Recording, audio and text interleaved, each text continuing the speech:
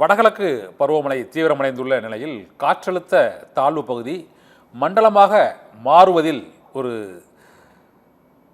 காலதாமதம் மற்றும் அந்த காற்றழுத்த தாழ்வு பகுதியால் கனமழை இல்லை என்று ஒரு கணிப்பு வெளியாகி இருக்கிறது.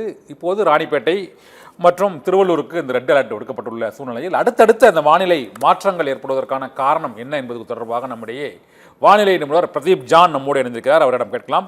பிரதீப் ஜான் சார், வணக்கம் சார். இந்த வானிலை இந்த வானிலை மாற்றங்கள், அதாவது பொதுவாக இந்த காற்றழுத்த தாழ்வு பகுதி முதலில் இந்த தென்கிழக்கு வங்கக்கடல் பகுதியில் உருவாவதாக கூறப்பட்டது. அதன் பின்னர் தென்மேற்கு வங்கக்கடல் பகுதியில் உருவானது.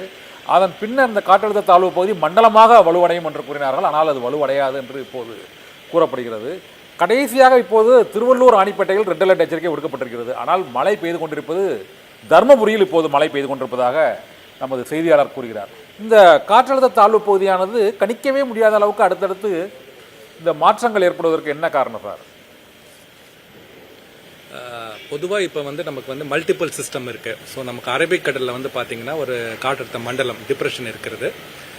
அதே நேரத்தில் நம்ம வங்கக்கடலில் நமக்கு தமிழகத்துக்கு அருகே பாண்டிச்சேரி மற்றும் சென்னை அருகே இந்த காற்றழுத்த பகுதியானது இருக்கிறது. இது ரெண்டுமே இன்டர்லிங்க். இதுலேருந்து ஒரு ட்ரஃப் போயிட்டு நம்ம அண்டமான் பக்கத்தில் ஒரு மேலடுக்கு சுழற்சியோட, ஸோ இது நம்ம ஒரு கண்டினியூஸ் மான்சூன் ட்ரஃப்னு சொல்லலாம், இல்லை ஐடிசிஎஸ்ன்னு சொல்லலாம்.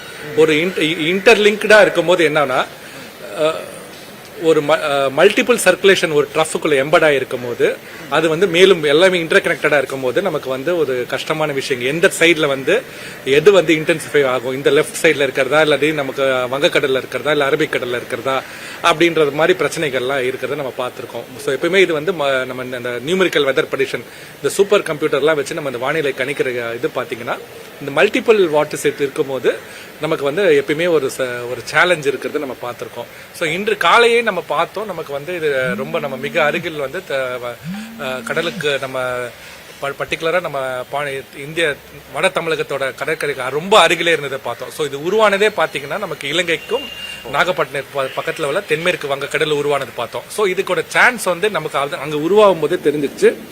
அதுக்கு நிறைய ஒரு பாத் அது நகர்ந்து போய் வலுவடைகிறதுக்கான சாத்தியக்கூறு ரொம்ப கம்மின்னு நம்ம நேத்திக்கே நம்ம சொல்லியிருந்தோம். ஏன்னா கிட்ட இருக்கும் போது அதோட பாத் டிராவல் பண்ணி இல்ல ஸ்டேஷனரியா இதோட பாத் பாத்தீங்கன்னா மேல கீழே இருந்து மேலே, ஸோ நாகப்பட்டினத்துக்கு அருகே கடற்கரையில இருந்து இப்ப கிட்டத்தட்ட நமக்கு பாண்டிச்சேரி மற்றும் சென்னைக்கு அருகே இருக்கிறத நம்ம பாக்குறோம். ஸோ இந்த மாதிரி ஒரு பெர்பெண்டிகுலர் அப்சைட் பேரலல் பாத் பார்க்கும்போது நமக்கு அதுக்கு நிறைய டிராவல் பண்றதுக்கான ஒரு வார்ம் ஓஷன்ஸ் கிடையாது. ஸோ அதனால நமக்கு இந்த கணிப்பு நமக்கு குறைவானது. இன்று காலையிலே நமக்கு அந்த காற்றின் குவிப்பு பாத்தீங்கன்னா கொஞ்சம் உள்ள அதோட சர்க்குலேஷன் நம்ம சொல்லுவோம், அந்த காற்று சுழற்சியோட சர்க்குலேஷன் உள் மாவட்டங்கள் இன்னைக்கு உள்றதுக்கான வாய்ப்பு நம்ம பார்த்திருந்தோம். நம்ம பதிவிலும் இன்னைக்கு போட்டிருந்தோம். இன்னைக்கு ஹாட்ஸ்பாட் ஏரியாஸ் பாத்தீங்கன்னா தர்மபுரி, கிருஷ்ணகிரி, நாமக்கல், சேலம், திருவண்ணாமலை இந்த இடங்கள்ல தான் பாதிப்பு அதிகமா இருக்குமே தவிர கேடிசிசி மற்றும் ராணிப்பேட்டை, திருவள்ளூர்ல பெரிய பாதிப்பு விட்டு விட்டு போயிற மழையா தான் இருக்குமே தவிர நம்ம ஹாட்ஸ்பாட் ஏரியாஸ்ன்றது அந்த உள் மாவட்டங்களை நம்ம போட்டிருந்தோம். ஸோ அந்த சேலஞ்சஸ் இருக்கும் தான். பட் அந்த சேலஞ்சஸ் மாற மாற நம்மளும் அதுக்கேற்ற மாதிரி அந்த என்ன மாற்றம் இருக்குதோ அதுக்கேற்ற மாதிரி நமக்கு we also should adapt and change. So அதை கணிக்க முடியாதுன்னு கிடையாது. பட் அட்லீஸ்ட் அந்த லீட் டைம் கம்மியாகும். முன்னாடி ஒரு 24 மணி நேரத்தில் ஒரு 36 மணி நேரத்துல முன்னாடியே கணிக்க முடியும்னா, இந்த மாதிரி சேலஞ்சஸ் இருக்கும்போது நம்ம 24 மணி நேரத்துக்கு முன்னாடி நம்மளால கணிக்க முடியும்.